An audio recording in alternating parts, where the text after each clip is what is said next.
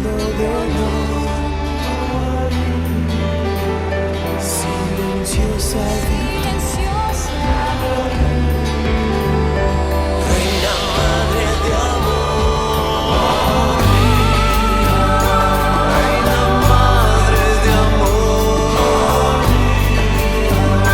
paso digno de honor y silenciosa virtud.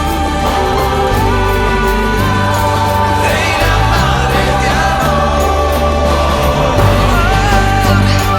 Reina Madre de amor, paso digno de honor, silenciosa virtud, Madre de mi Salvador.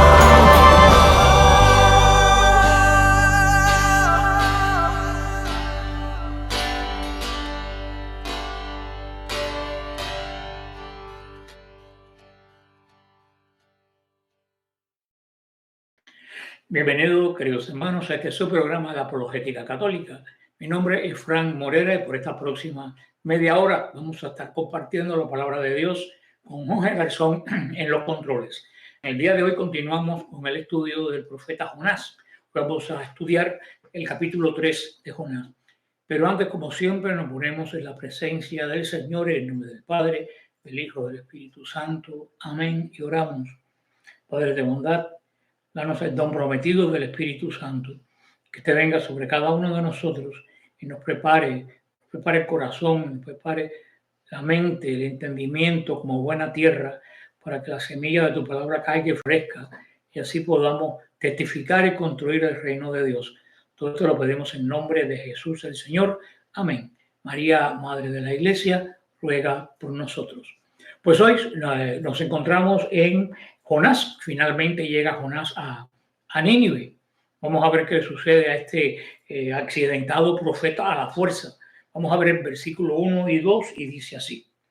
La palabra del Señor fue dirigida a Jonás por segunda vez diciéndole: levántate, vete a Nínive, la gran ciudad, y pregona en ella el mensaje que voy a decirte. Vino la palabra del Señor. Por segunda vez el Señor le habla a Jonás. Esto demuestra lo asombroso y lo paciente que es el Señor con su pueblo y con los profetas que no quieren servirlo también. Aunque sabemos que Jonás hizo todo lo posible para resistirse al llamado de Dios, después que Jonás se arrepintió, Dios lo vuelve a llamar, aunque Dios no tenía la obligación de hacerlo. Podía haber buscado otro profeta, pero cuando el Señor tiene un plan, Él lo lleva a la perfección. ¿Por qué lo hizo? Lo hizo por misericordia y pura gracia, como nos trata a cada uno de nosotros. Cuando comparamos aquí la apertura de este libro, casi palabra por palabra, el autor de este gran profeta transmite tremendamente la idea de que a Jonás le están dando un nuevo comienzo. El primer comienzo no quiso, no salió bien, terminó muy mal. Ahora le dan otra oportunidad. Y me preguntaría cuántos de nosotros que hemos sido llamados a servir la palabra del Señor realmente la seguiríamos haciendo si no fuera por esta gran paciencia y esta obra y esta insistencia que tiene el Señor en usar lo que muchas veces nos sirve solamente para su gloria. ¿Cuántas veces hemos fallado? ¿Cuánto hemos quebrantado los mandamientos, el mismo ministerio? Y andamos más o menos muchas veces como Jonás. Por eso no podemos criticarlo. Yo veo en Jonás a muchos tipos de profetas que no son profetas que están desesperados por salir en el internet o en el televisor. Eso yo diría que son artistas proféticos, pero el profeta es aquel que muchas veces se renueve, no quiere hacer el mandato que el Señor lo da, pues de cierta manera, por su comodidad, porque no se siente digno, no sé, pero cómo el Señor nos lleva, como dije en capítulos anteriores, yo aprendí que antes de ir por las malas, prefiero decir que sí desde el primer momento y el Señor pues proveerá o dará la fuerza. El Señor estaba totalmente decidido a hacer la obra a través de Jonás. No tenía escape. Por lo que no se dio por vencido con este profeta tan reacio. A menudo el Señor está así de comprometido a hacer su obra a través de una persona específica.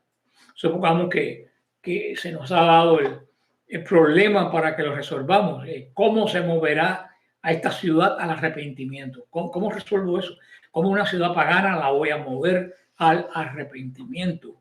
Una gran ciudad, una de las más grandes que existía en ese momento. Uno pensaría cómo van a abandonar el vicio y la adoración a todos los dioses falsos que tenían, desde los más altos hasta los más bajos, para seguir un Dios tan austero como el Dios de Israel, que requiere obediencia. Los ídolos, más bien, ellos nos deben obediencia a nosotros, los ídolos. En el caso del Señor es totalmente al revés. Deberíamos haberlo pensado si hubiera sido el caso de nosotros de esta forma. Yo creo que sí. Yo creo que nosotros hubiéramos actuado igualito, exacto, que el profeta Jonás. No tenía recursos, no tenía nada, absolutamente. Tú y yo tenemos muchísimo más recursos que el que tenía Jonás. Jonás todavía tenía el mandato de Dios. Él no sabía cómo se iba a desarrollar el asunto, como le pasó a María. María solamente recibió el anuncio, pero no se le dijo cómo iba a ser el proceso. Por eso que ella pregunta, ¿cómo ha de ser si yo no conozco varón? Ella quiere decir, Señor, yo voy a hacer, pero dime cómo. Y el Señor le dijo, el Espíritu Santo vendrá sobre ti. Él es el que te va a guiar.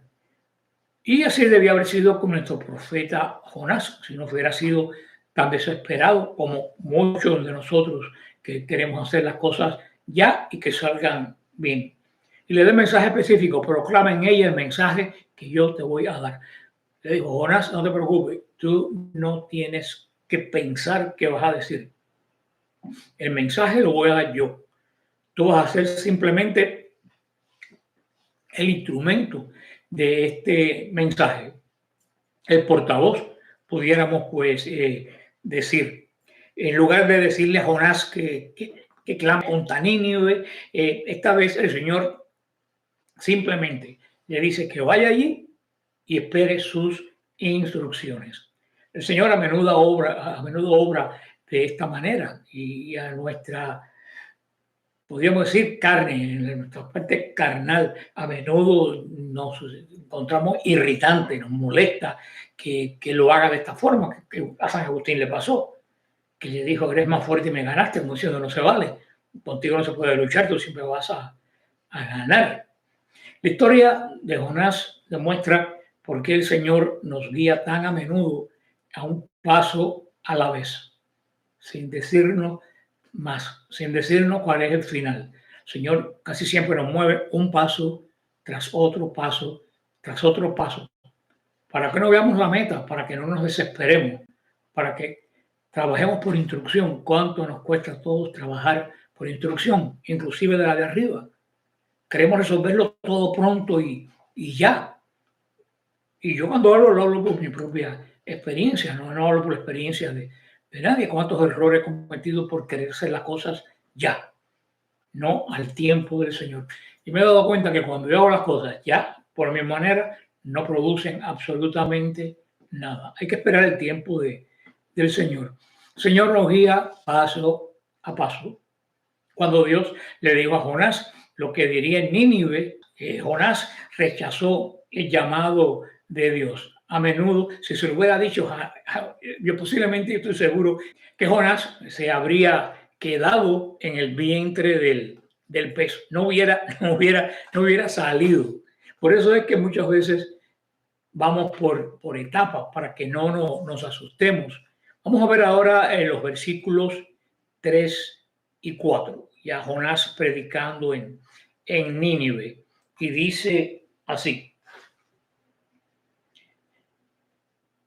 Jonás se levantó y se encaminó a Nínive con arreglo a la orden del Señor. Nínive era una gran ciudad ante Dios. 3 días hacía falta para recorrerla. Estuvo Jonás deambulando un día entero por la ciudad, predicando y diciendo: dentro de 40 días Nínive será destruida. Aquí vemos que Jonás esta vez aprendió la lección, se levantó y cogió rumbo a Nínive, tal como el Señor, sin indagar nada más. Jonás ahora obedece, o sabe lo que yo le decía, sabe que es mejor hacer las cosas cuando tienes que hacerlas para que no tengas que te lleven casi arrastrado por las orejas. Este mensaje en una tan gran ciudad que dice que se necesitaba 3 días para recorrerla. Para esos tiempos era una ciudad muy, muy grande. Y Jonás enfatiza al pueblo de Nínive lo que sucedería si no se arrepentían. La ciudad sería destruida en juicio de Dios. Sin duda, este no fue todo el mensaje de Jonás a la gente de Nínive, pero claramente era el énfasis de él. Nos dice el énfasis, no tenemos escribas que nos hayan dicho el mensaje, pero el énfasis es: si no se arrepienten, Nínive va a ser destruida. Destruida es una palabra aplicada a la destrucción que se hizo en la ciudad de Sodoma y Gomorra. Eso lo vimos en Génesis 19 y también lo vemos en las Lamentaciones de Jeremías 4, versículo 6 y en Amós 4:11. Son palabras que hablan de un cataclismo total, de borrar como Sodoma y Gomorra de la faz de la tierra la ciudad por medio de un gran cataclismo. Vemos que Jonás predicó este mensaje con fervor. Y tal fervor, hermano, es el que hace que las almas que están dormidas, como en este caso de Nínive, que están en idolatría, que están siguiendo ídolos extraños, hace que la persona se convierta. Tenemos que predicar verdaderamente con pasión para despertar a las almas. Y para predicar con pasión, lo primero que tú tienes que hacer es creer lo que estás predicando. Yo toda mi vida laboral que trabajé para las líneas de carga del puerto de Miami, yo trabajé en el departamento de ventas y yo siempre decía, si yo no sé qué es lo que yo lo que vendía era el servicio de los barcos, de llevar la carga de un país a otro, pero yo decía, si yo no tengo un buen servicio, yo no lo puedo vender. Yo, para poder ser auténtico, vender con esta pasión, tengo que saber que lo que yo tengo es bueno. Ese es el primer paso. Saber que si lo que tú tienes es bueno, si lo que tú tienes es bueno, tú vas a tener pasión para predicar el mensaje. Es como el Señor dice, esta señora que encontró que la perla de gran precio, que no pudo estar callada y amó todas sus amistades. Yo creo que eso es lo que hace falta más hoy en día para predicar. No tanto estudio, que se hace falta, pero sobre todo pasión.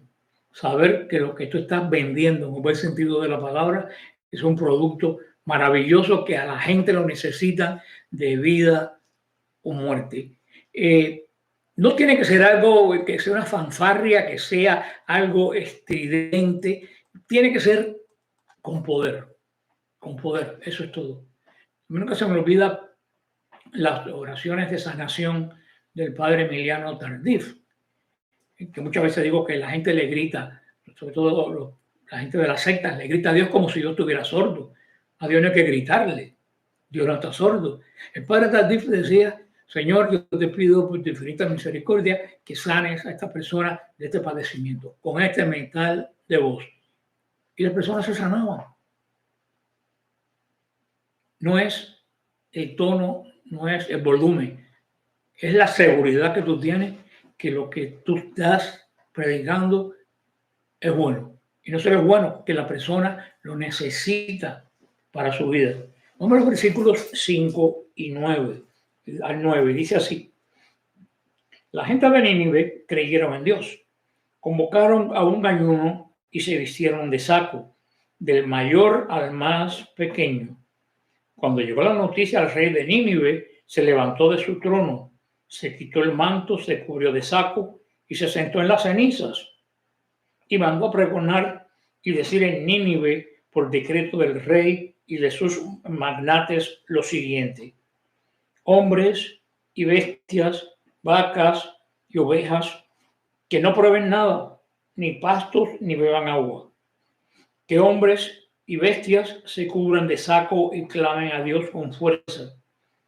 Que cada uno se convierta de su mala conducta y de la violencia de sus manos.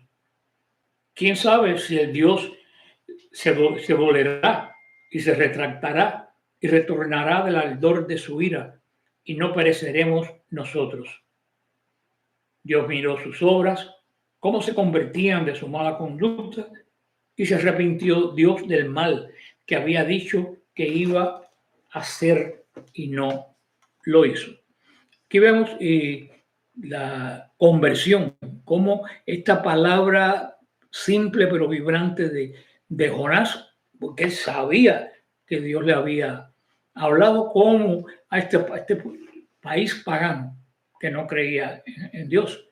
Oye el mensaje desde el rey hasta el más pequeño, mientras su pueblo Israel le predicaban grandes profetas como Jeremías, como Isaías, como Ezequiel, con unas palabras tremendas, y el pueblo de Israel no cambiaba de corazón. Por eso Nínive no fue destruida, Israel fue destruida, Jerusalén fue destruida.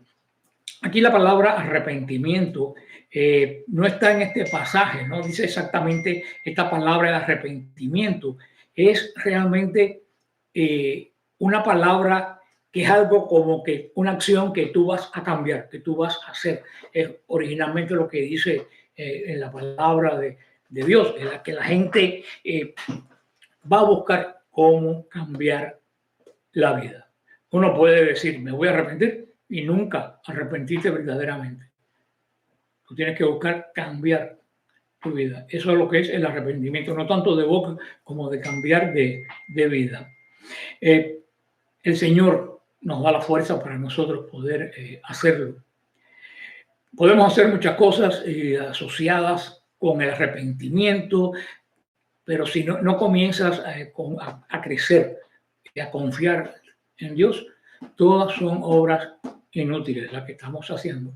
Podemos hacer obras externas, muchísimas de arrepentimiento, pero lo que importa es dentro de ti el cambio que tú quieres pues hacer. No puedes creerle a Dios separado de la palabra de Dios. Eso no tenga la menor duda. Por lo tanto, cualquier avivamiento, cualquier experiencia mística que tenga, un arrepentimiento real, siempre comenzará con la escucha de la palabra de Dios. Alguien la tiene que predicar, como dijo el eunuco. ¿Cómo yo voy a saber quién es si nadie me lo ha dicho? Nínive no lo sabía y Jonás se lo dijo. Nínive oyó la palabra de Dios dada por el profeta y se arrepintió de corazón. Los hombres de Nínive proclamaron, dice Jonás, el arrepentimiento y se vistieron de saco, se vistieron de cilicio. El arrepentimiento, como les decía, significa hacer algo, no decir o sentir algo. La gente de Nínive hizo algo, ayunó, se lamentó como si estuvieran de luto, desde el rey hasta los animales, pero hicieron lo más importante, cambiaron de vida. Si algo tiene el arrepentimiento, hablando de esto, es que no nos permite seguir como estábamos antes, no nos permite seguir como de costumbre. Cuando llega el arrepentimiento, algo tiene que cambiar y algo tiene que ser diferente. En este caso de Jonás, la gente de Nínive se quitó la ropa normal y se vistió de cilicio, una tela áspera, muy gruesa, de esas que raspan la piel, y hasta muchas veces están hechos con pelos de cabra. Su uso lo que hacía era mostrar un rechazo a las comodidades y a los placeres, pues, terrenales. Incluso se arrepintieron hasta en nombre de sus animales, vistiéndolo a los animales como si ellos tuvieran también algo que cambiar. Cuando los animales sabemos que no tienen raciocinio, pero ellos quisieron llevar hasta tal punto, sintieron tanto el arrepentimiento que quisieron hacerlo total. Hoy en día hay expresiones modernas de arrepentimiento inventado, excusas, sobre todo justificaciones. Muchas veces hoy en día, en vez de arrepentimiento, hay justificación. Yo lo hice porque yo lo hice porque me llevaron, yo lo hice porque me embullaron, yo lo hice porque me confundieron, porque me mintieron, yo. Por eso es que la iglesia es sabia, y antes de la misa, cuando rezamos, yo confieso, decimos 3 veces que signo de realidad en Israel, por mi culpa, por mi gran culpa. Como debe ser el verdadero arrepentimiento, no porque el otro me dijo, porque yo lo acepté. Desde nuestros primeros padres, siempre en vez de arrepentirnos, empezamos a buscar excusas. Adán y Eva no se arrepintieron, buscaron excusas. Eva me dijo, me engañó, la serpiente me dijo, todo el mundo tenía la culpa. Nadie dijo, Señor, perdóname, me equivoqué. Voy a cambiar de vida. Si eso hubiera sido la palabra, otro hubiera sido el camino. O sea que el arrepentimiento no conlleva buscar justificación. Olvídate del otro. Enfócate en ti. ¿Por qué yo? Cedí, por ejemplo, ¿te mintieron? Ok, te mintieron. ¿Por qué cediste a la mentira? Te confundieron, te prometieron. ¿Por qué cediste a ese compromiso, a esa promesa que tú sabías que no iba por el buen camino? Convertirse es volver al punto de partida, al punto donde el Señor nos llevó. Algunos tendrán que volver al bautismo, porque después del bautismo pues no han vuelto a la iglesia. Otros hasta el lugar donde se apartaron de Dios. Tenemos que buscar en qué punto nosotros nos apartamos de Dios. María y José, cuando vieron que el niño se le había perdido, regresaron a donde último lo vieron, que era el templo. Si tú has perdido la fe y te quieres arrepentir, regresa al punto donde la perdiste. Mira a ver cuándo la perdiste, por qué la perdiste. Y arrepiéntate y pídele perdón a Dios. No busques excusas. Dios no necesita excusas porque lo sabe absolutamente todo. Excusas ni siquiera nosotros lo necesitamos, porque a veces que vemos excusas, nosotros decimos, oh, sí, está bien. Pero menos sirve con el Señor. El arrepentimiento consiste en volver del mal camino, ir al Señor con las manos vacías para que Él la llegue. El arrepentimiento significa cambiar de opinión, tan difícil que es cambiar de opinión, y sobre todo aceptarlo y alejarte de toda la vida anterior. En la vida cristiana, el arrepentimiento no describe lo que debes hacer para volver a Dios. Describe el proceso de volver a Dios. No hay nada escrito. Para cada una de las personas es totalmente diferente. No hay un manual. Cuando verdaderamente nos volvemos a Él, nos alejamos de las cosas que le desagradan, ya comenzamos ese caminar de regreso a la gracia, a la virtud. El arrepentimiento tiene esperanza en la misericordia, en la verdadera misericordia. El arrepentimiento, repito, tiene esperanza en la misericordia. Porque ¿cuál es la verdadera misericordia? Saber que siempre el Señor nos va a recibir. La misericordia nuestra, el Señor va a justificar nuestro pecado, ni va a mirar para otro lado. Quiere decir que siempre que volvamos a Él, Él nos va a estar esperando como el padre de la parábola esperó al hijo que se había ido. El arrepentimiento tiene la esperanza no solo en la misericordia de Dios, sino en el amor de Dios. Porque ¿de dónde sale la misericordia de Dios si no es de su infinito amor? Espera que Dios se arrepienta y que el pueblo arrepentido no perezca. Eso era la esperanza de Jonás, esperar que Dios se arrepintiera de destruir a Jonás y que el pueblo se arrepintiera de sus pecados. He aquí el plan de un profeta. Ese es el plan de un profeta. Jamás se pudo predicar más efectivamente un mensaje de arrepentimiento, porque el mismo Jonás conocía la necesidad de arrepentirse y el mismo Jonás era un modelo de arrepentimiento, por las buenas o por las malas. Ser un pecador arrepentido no descalificó a Jonás de predicar el arrepentimiento. Es más, hizo su predicación más efectiva, porque conocía de dónde el Señor te había llamado. Por eso dice San Pablo, donde abundó el pecado, sobreabunda la gracia.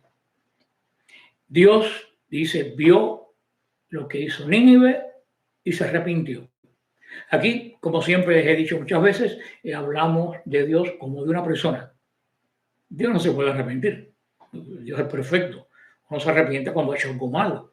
Pero como nosotros no podemos entender la profundidad de Dios, muchas veces tenemos que explicar a Dios actuando como una persona.